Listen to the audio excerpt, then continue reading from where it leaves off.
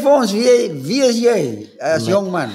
My naam is Keenan Verneil, ek is van Concordia, ek het daar hoërskool klaargemaak en nou is ek hier so in George.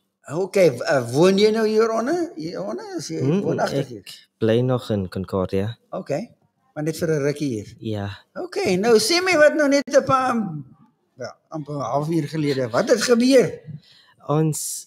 ons het so hard gewerk. Ek het nie geweet dat ons gaan wen nie, maar ek voel dat daai harde werk het so baie vir ons gedoen. Maar ons kan dit nie gedoen het sonder ons mentors, ons teachers, want hulle het dit moontlik gemaak dat ons dit kan doen. Mooi, en so nou gaan julle Italië toe. Sê my, hoe voel jy nou?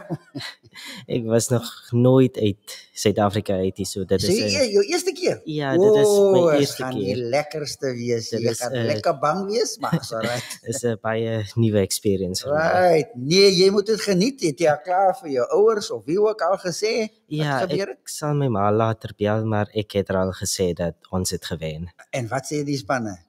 Sy is baie trots op my. Ag nee man, nee, ons is trots op julle, hoor. Maar Baie dankie dat jy 'n bietjie kom praat het. Okay.